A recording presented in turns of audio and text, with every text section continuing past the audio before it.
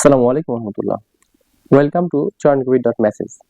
আজকে আমরা কথা বলবো সেনজেনভুক্ত দেশ নিয়ে। মূলত ইউরোপের 27টি দেশকে সেনজেনভুক্ত দেশ বলা হয়।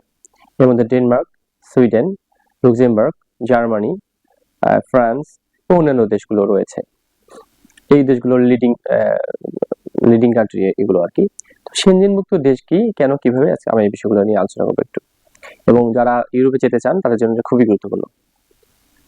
মূলত 1951 সালের দিকে Italy, Luxembourg, France, Germany Netherlands এই কয়েকটি দেশ মিলে তারা চিন্তা ভাবনা করে যে আমরা একটা কাজ করলে কেমন হয়।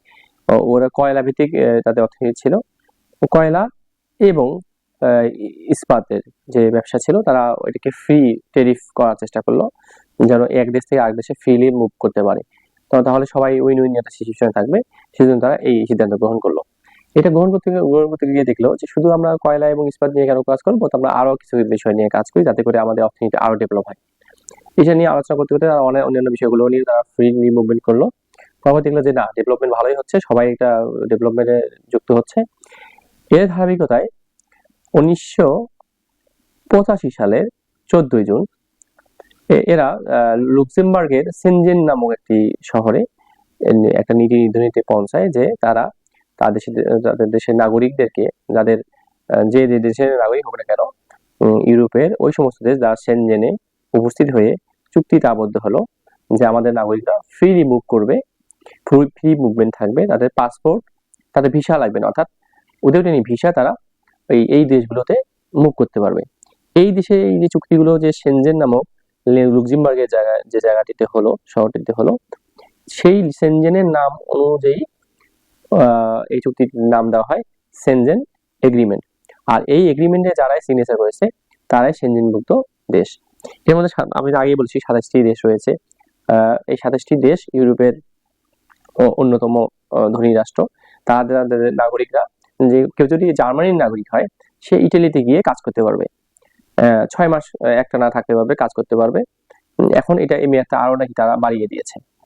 আবার ইটালি নাগরিক গিয়ে ফ্রান্সে গিয়ে থাকতে পারবে, ফ্রান্সের নাগরিক গিয়ে লাটভিয়াতে গিয়ে থাকতে পারবে, লাটভিয়ার নাগরিক গিয়ে নেদারল্যান্ডসে গিয়ে থাকতে পারবে উইদাউট এনি ভিসা। এবং তারা ওখানে বাকরি করতে পারবে, তারা ওখানে পড়ালেখা করতে পারবে, স্কলারশিপ তো আছেই, অন্যান্য সুযোগ সুবিধা পাবে, কোনো বর্ডার আটকাবে না তাদেরকে। আমাদের যেমন বর্ডার লাইন গুলো আছে, আমাদেরকে আটকিয়ে দেয়, ওভাবে আটকাবে না, তারা উইদাউট এনি ভিসা তারা মুভ করতে পারবে এবং পড়ালেখা করতে পারবে, সেখানে বসবাসও করতে পারবে, এমনকি থাকতেও পারবে সেখানে দীর্ঘমেয়াদী ভাবে, আর চাকরি তো করতেই পারবে। তো এই দেশগুলো আস্তে আস্তে যখন দেখলো যে সবাই একটা ডেভেলপমেন্টের দিকে যাচ্ছে, তখন তারা 5টি দেশ থেকে এটি 27টি দেশে পর্যন্ত পৌঁছে গিয়েছে। এই 27টি দেশকে একত্রে বলা হয় সেনজেনভুক্ত দেশ।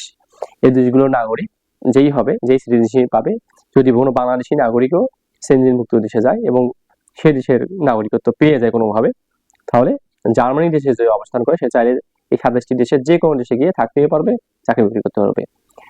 এই হচ্ছে সেনজেনভুক্ত দেশের মোদ্দা কথা। আর আমাদের দেশগুলোতে বর্ডার তো ক্রস করা দূরের কথা, বর্ডারের কাছাকাছি গেলেও শুট করে মেরে ফেলা হয়।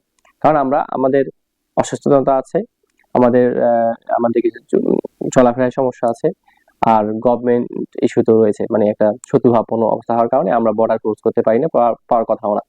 আর আমাদের এশিয়ার মহাদেশের যে বর্ডার ক্রস, সেটা হচ্ছে যারা ক্রাইম করে অন্য দেশে পালিয়ে যায়, এই হচ্ছে আমাদের বর্ডার ক্রসিং সিস্টেম। কিন্তু ইউরোপ যেহেতু উন্নত দেশ এবং তারা সভ্য দেশ, তারা তাদের বর্ডারটাকে ফ্রি করে দিয়েছে, অর্থাৎ তাদের নাগরিকরা খুব সভ্য, এবং যেহেতু সবগুলো দেশই কম বেশি উন্নত, তারা সবাই তাদের উন্নয়নগুলো ভাগ করে নিয়েছে।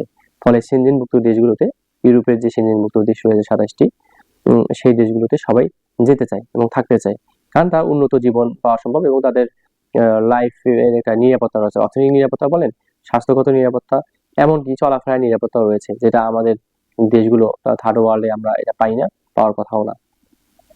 তো অনেক ধন্যবাদ আমার সাথে থাকার জন্য এবং সেনজেনভুক্ত দেশ সম্পর্কে জানার জন্য। সাথে থাকবেন এবং যারা সাবস্ক্রাইব করেননি বা দেখছেন, সাবস্ক্রাইব করবেন, যাতে করে আমি আরো অনেক সুন্দর ভিডিও, অনেক তথ্যবহুল ভিডিও নিয়ে এসে আপনাদেরকে উপস্থাপন করতে পারি এবং আপনারা উপকৃত হতে পারেন। Thank you for staying with us.